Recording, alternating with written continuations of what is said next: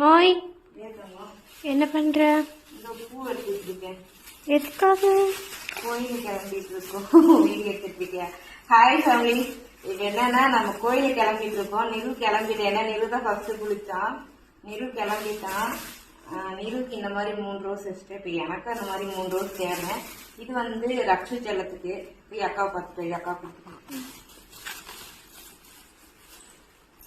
அக்கா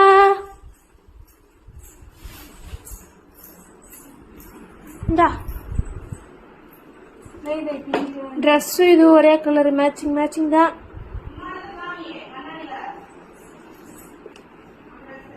காமிச்சிட்டனே. ஓசி ட்ரெஸ் இருந்தாலும் யாருக்கு அழகா இருக்குன்றது தான் முக்கியம். எப்பட்ட